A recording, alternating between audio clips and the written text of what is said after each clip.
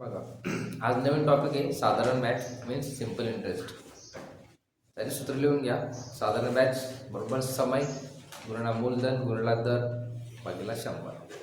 समय काढायचा असेल, ज्यावेळेस तुम्हाला साधारण बॅच काढायचा असेल त्यावेळेस साधारण बॅच काढताना समय गुणिला मूलधन गुणिला दर भागिला 100.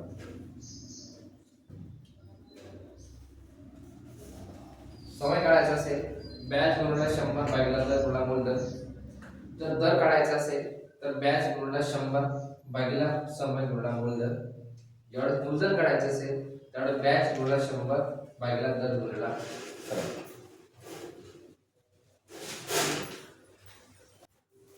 पुढच्या दोन सूत्र आहेत. मिश्रण काढायचं असेल तेवढं बॅच अधिक मूलधन. जर मूलधन काढायचं असेल तर मिश्र धन वजा बॅच. आपण एवढं उदाहरण घेऊ त्यावेळेस तुमचं सर्व कन्सेप्ट क्लिअर होते, काय टेन्शन नाही.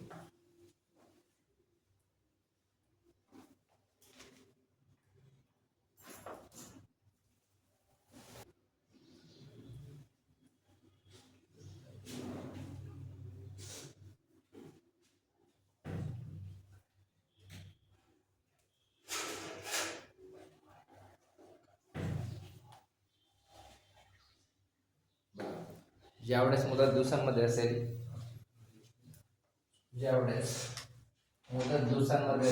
त्यावेळेस छेदस्थानी सूत्र 365 घ्यावे, कारण की एक वर्ष म्हणजे किती दिवस असतात 365. ज्यावेळेस मुदत महिन्यांमध्ये असेल त्यावेळेस छेदस्थानी 12 घ्यावे. 12 का एक वर्ष म्हणजे 12 महिने असतात. तर ज्यावेळेस मुदत वर्षांमध्ये असते तेव्हा छेदस्थानी फक्त 100 घ्यावे. ठीक, या तीन गोष्टी लक्षात ठेवा. आता आपण उदाहरण घेऊ.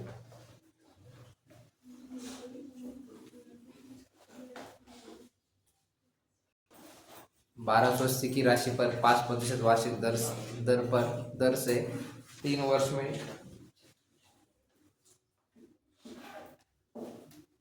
में साधारण ब्याज ज्ञात कीजिए. आता विचारलेलं काय आहे? साधारण ब्याज. विचारले साधारण ब्याज. आता आपण जर सूत्र लिहिलं, साधारण ब्याज काढत असताना मूलधन गुणिला दर गुणिला समय भागिला 100. मुदत कशामध्ये? वर्षांमध्ये. तर छेदाला काय घ्यावं लागतं? 100 घ्यावं लागतं. आता मूलधन किती? 1280.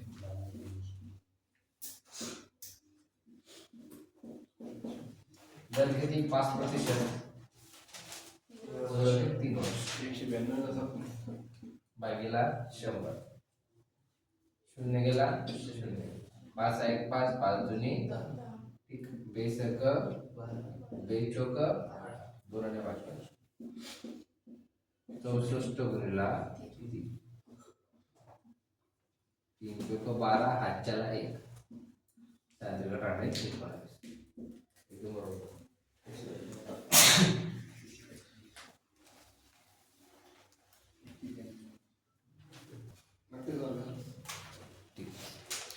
रानी ने एक व्यवसाय शुरू करने के लिए बैंक से रुपये 2 लाख की राशि उधार ली. आता मूलधन किती झालायच्या? 2 लाख.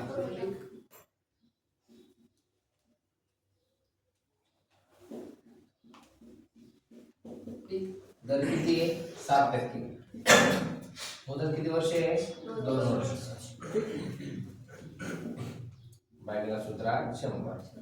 100 का? कारण मुदत जी ती वर्षामध्ये असते. त्यामुळे आपण जर समजा इथं मुदत जर महिन्यामध्ये दिली असती 2 महिने तर आपण छेदाला 12 घेतले असते. ठीक आहे. आता किती शून्य गेले? 2 शून्य गेले 2 शून्य. 7 दुनी 14 दुनी 28.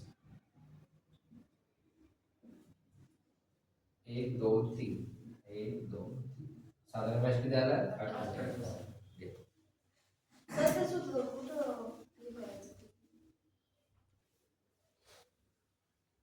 रुपये 6250 की धनराशि पर 12% वार्षिक साधारण ब्याज की दर से 3 वर्ष में प्राप्त होने वाला साधारण ब्याज ज्ञात कीजिए.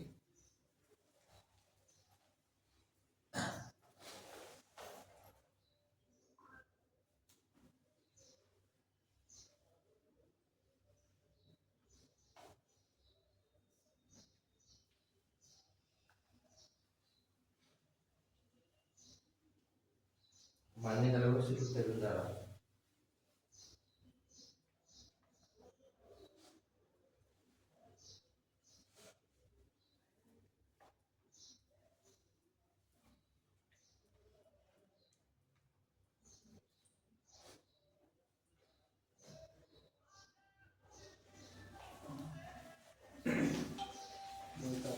किती मुदत 6000 बोललो का 250 12 गुणिला 3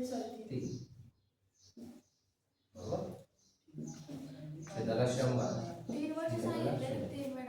तीन वेळा नाही 3 वर्ष बघितले 4 वर्ष म्हटलं असं 4 5 वर्ष म्हटलं असतं 5 ठीक 5 जुनी आता इथं 5 इथं 0 100% 5 ने भागला 5 ची गती 5 जुनी 5 एक किती उरले 1 किती झाला 12 तार होईल ना 5 एक 5 5 जुनी किती उरले 2 किती झाले 25 5 5 बेस सर्क 125 गुणिला 6 गुणिला 3 6 पंचे 30 हातच्याला 3 6 दुनी 12 3 15 15 5 हातच्याला 1 6 6 ने 7 हा गुणिला 3 समजते ना गुणाकार 3 0 0 3 5 15 हातच्याला 1 7 गुणी 1 2200 कसं चालतं 7 गुणिले 125 केलं सुट्टी जातं सेमिनार गुणाकाराला फरक नाही पडत काय विषय मी करून घ्यायचा बेटा काय नॉलेज बघा हो 13000 बघा मूलधन किती आहे 13000 गुणिला दर 5% मुदत 4 वर्ष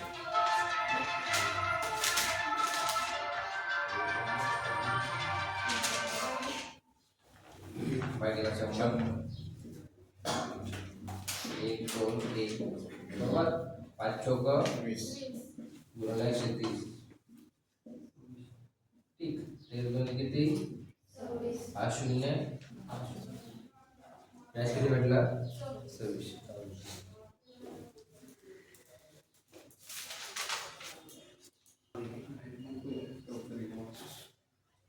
किती राशी 10000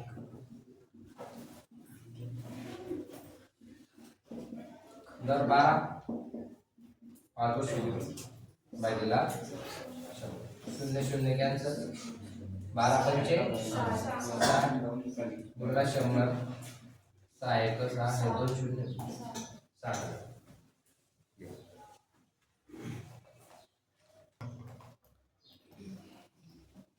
एक बँक की व्यापारी को 12,50,000 की धनराशी 5 वर्ष केले 5% वार्षिक दर म्हणजे काय कर्ज देतोय ठीक आहे किती टक्क्याने 5% किती वर्षांसाठी 5 आणि मुदत किती आली 5 वर्ष ठीक आता 5 वर्ष म्हटले ना ते काय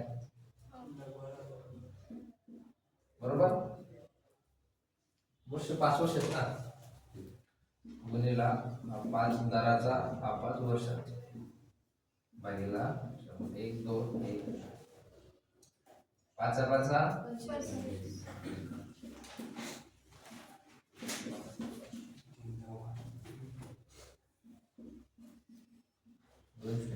गुणिला 25 25 0 0 25 0 25 5 125 125 5 हाताला किती 12 25 दुनी 50 50 आणि 12 62 62 किती 2 हातच्याला 7 25 का 25 25 60 31 किती 3,12,000 बघा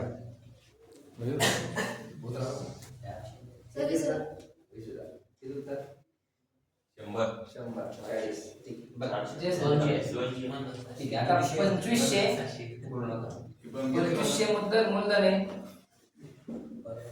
6 माह म्हणजे काय 6 महिने ज्यावेळेस मुदत महिन्यामध्ये असते त्यावेळेस आपण शेजाला काय घेतो 12 घेतो 100 गुणिला बरोबर हे 2 शून्य गेले हे 2 शून्य गेले 6 1 6 दुनी बरोबर बेदुनी 25 गुणिला 2 25 जुने आता विचार करा, काही कॉमन गोष्ट आहे, बोल नका. 25 रुपयाला आज 5,000 कसं काय येणार? सर,